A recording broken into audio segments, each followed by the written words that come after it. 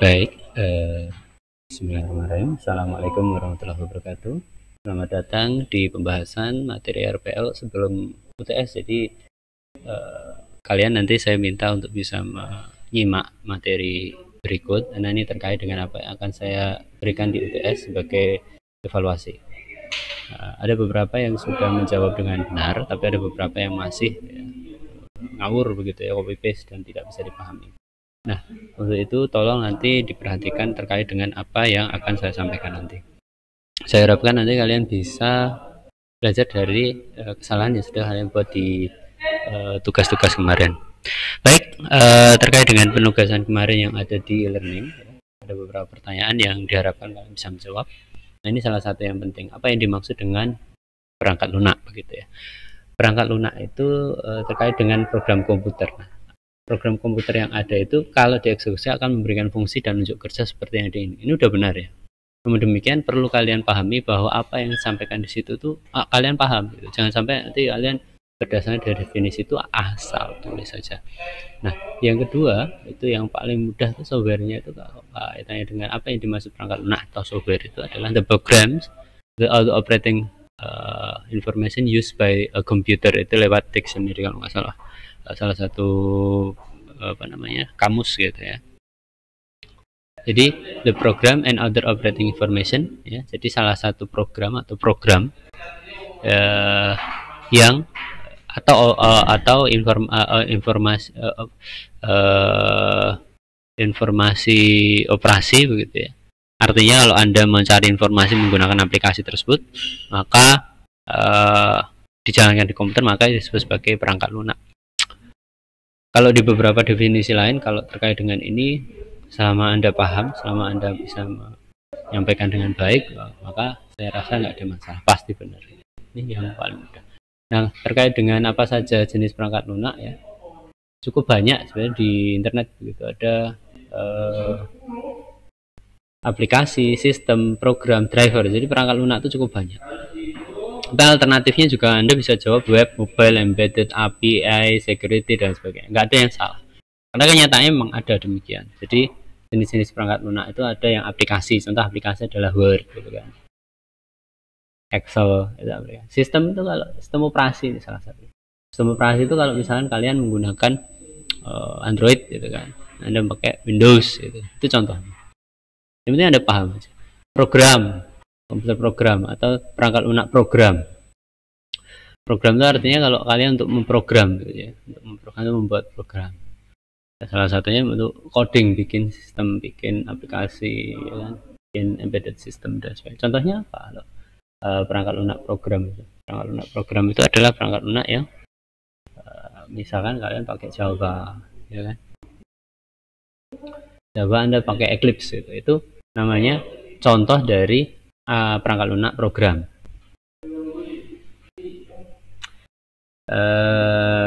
Yang lain contohnya misalkan Delphi atau yang terkait dengan itu lagi, misalkan zaman saya dulu ada Macromedia Dreamweaver untuk bikin web.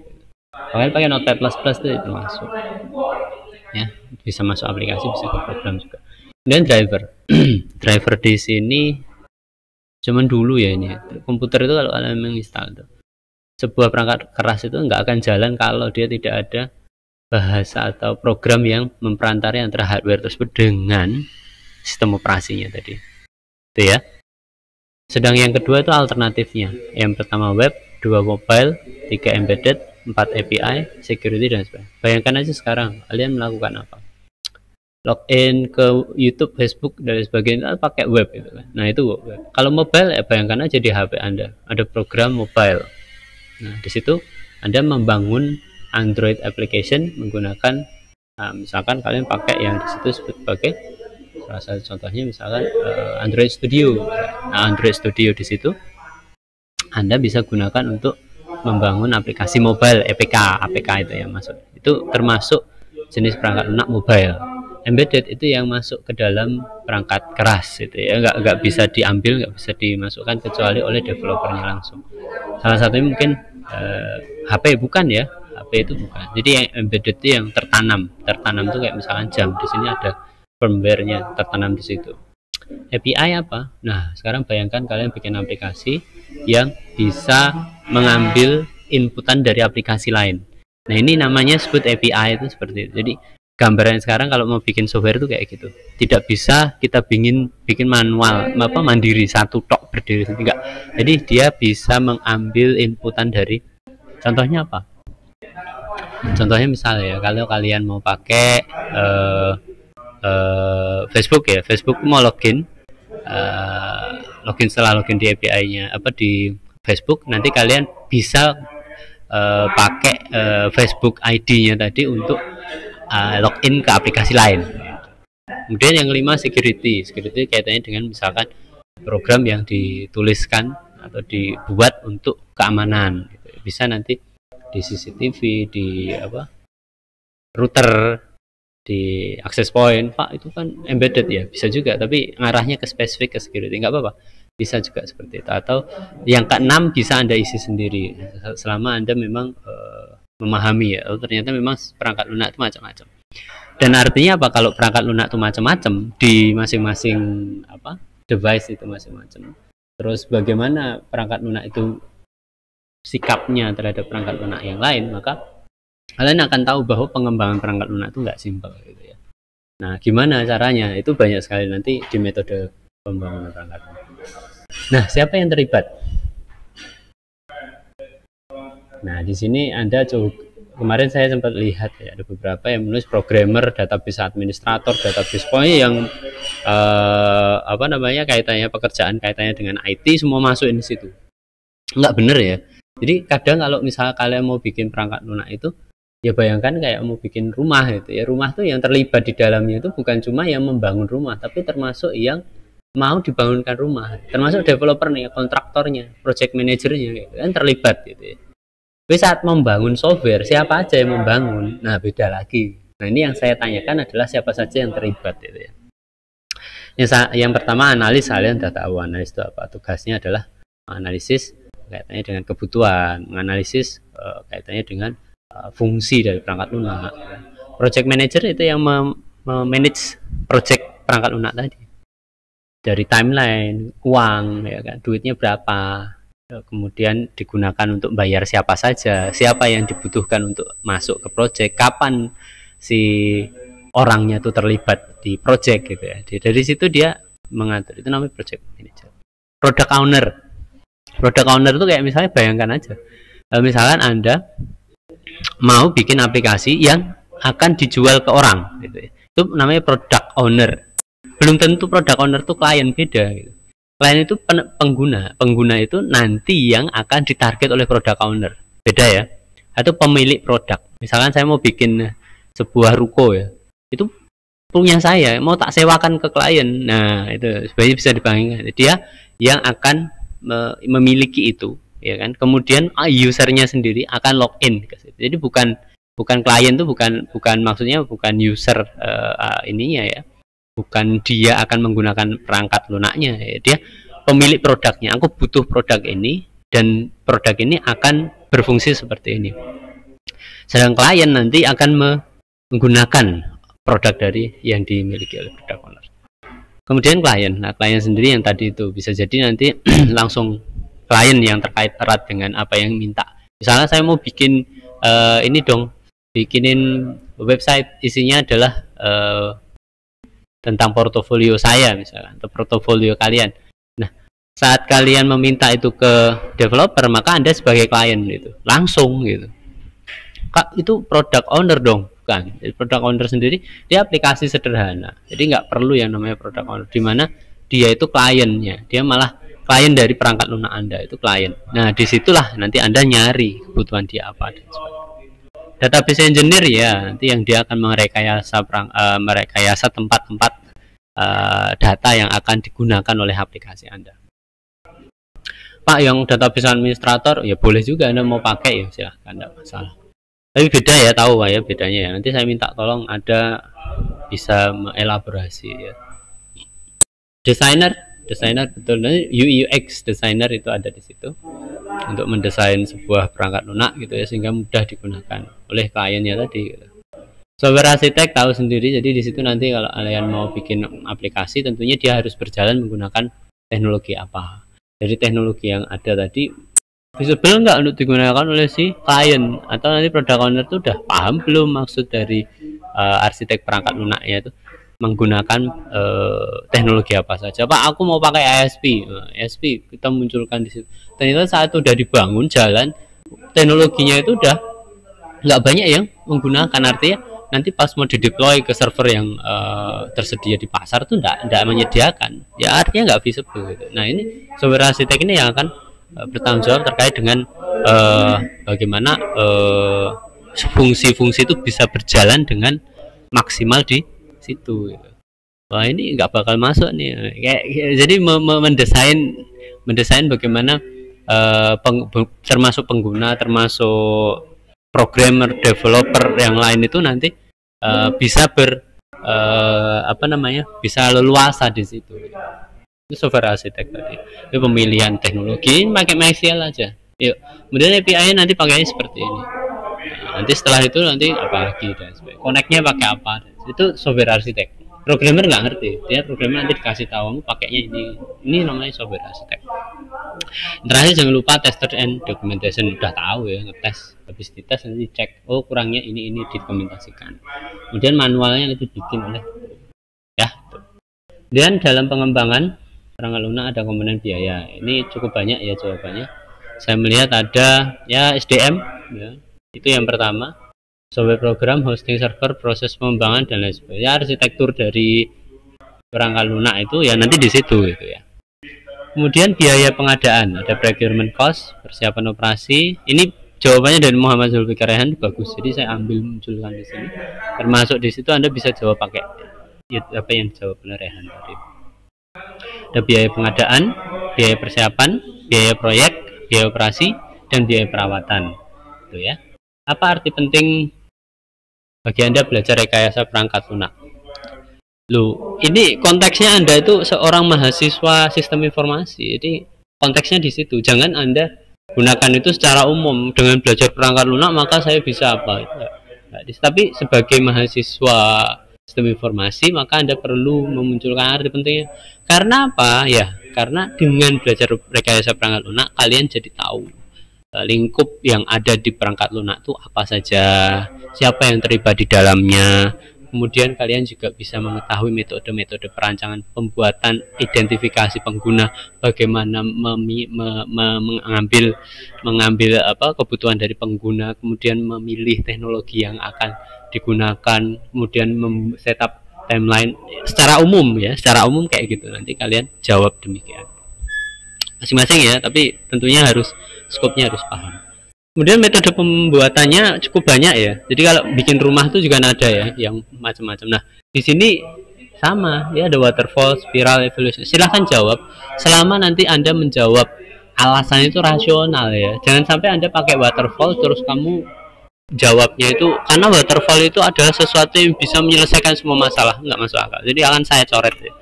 Nah, apa yang bagus ya nanti waterfall itu apa dan kalian bisa ngerti gitu ya. Oh, ternyata waterfall itu kelebihannya ini, kekurangannya ini. Oh Pak, saya spiral Pak. Nah, silahkan. Agile boleh. Pak, Scrum, yo silahkan kalau mau pakai itu, selama Anda bisa memahami itu. Nah, untuk tahapannya Anda cek aja di situ ya, cukup panjang ya.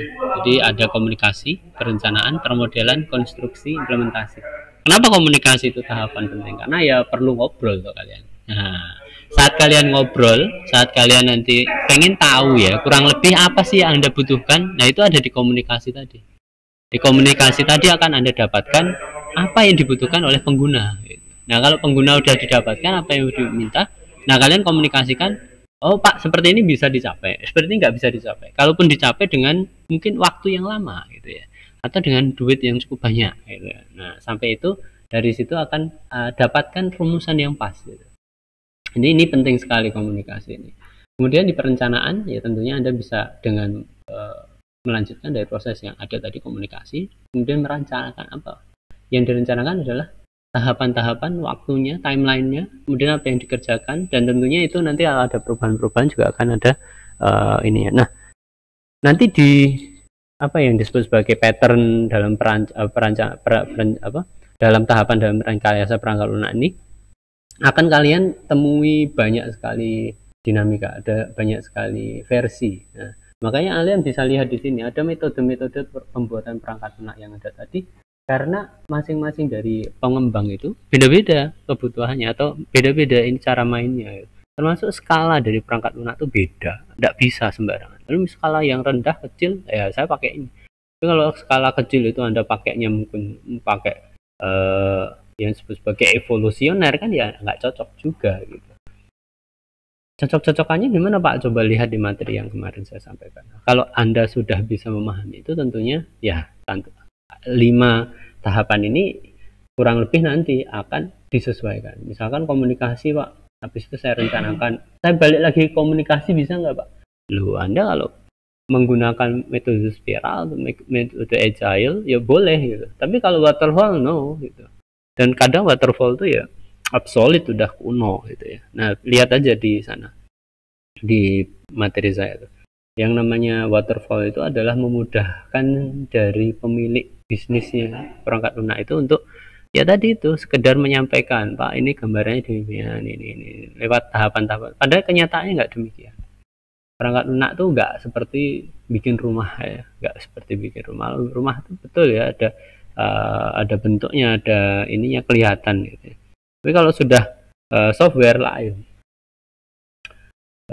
software itu bukan sesuatu yang kadang orang tuh paham secara umum, secara ilmu sipil kayak gini-gini pasti gitu enggak ya.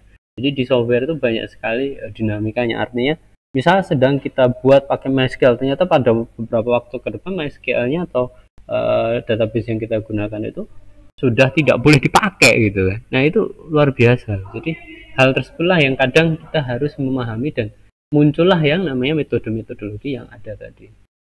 Makanya sekarang yang berkembang adalah rapid, extreme atau agile gitu ya. Sedang yang lain kayak misal waterfall dan sebagainya biasanya adalah yang pakai adalah mahasiswa. Untuk apa? Untuk tugas akhir gitu ya. Ya itu kurang lebih ya, kalau kalian pakai nanti. Nah, permodelannya seperti apa? Modelnya itu tujuannya adalah ditabrakkan ke siapa? Klien. Pak kayak gini Pak, enggak, balikin lagi. Pak kayak gini Pak, enggak, balikin lagi kayak gitu terus. Nah, kalau ini biasanya modeling kayak gini nih ketemunya di prototyping.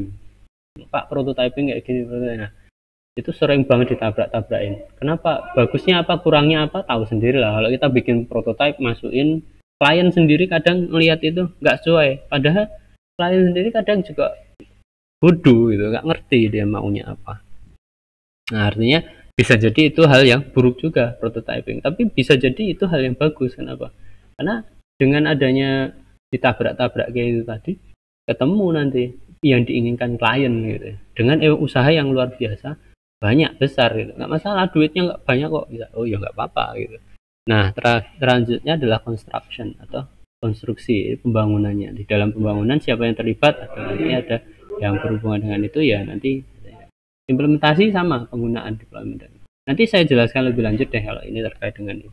Nah, termasuk juga di dalamnya, misal Anda mau Pak saya pakai SDLC Pak. Nah, mungkin kalau nanti Anda perlu dijelaskan lebih lanjut, SDLC saya jelaskan. Tapi untuk jawabannya bisa Anda pakai ini.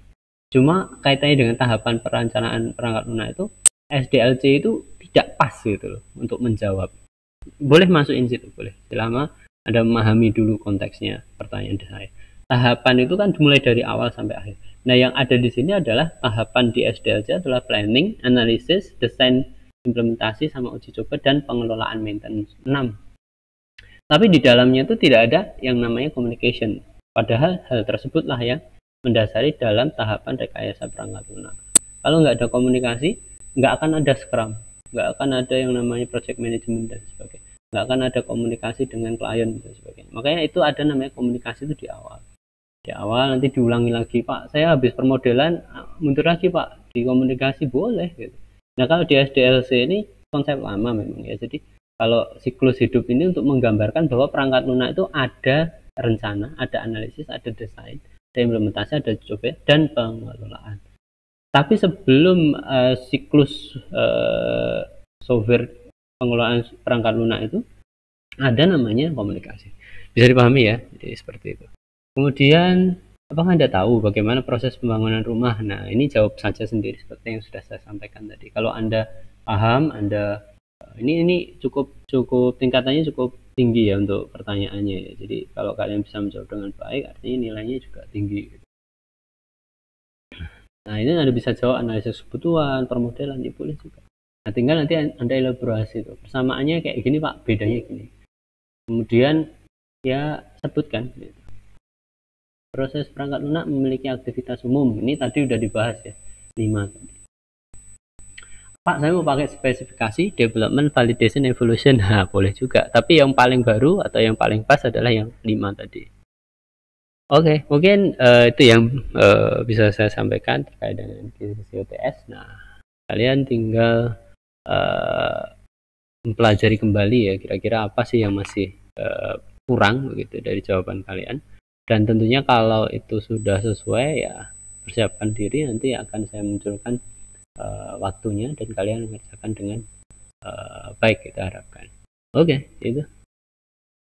Saya ucapkan terima kasih perhatiannya. Saya tutup sekian. Assalamualaikum warahmatullahi wabarakatuh.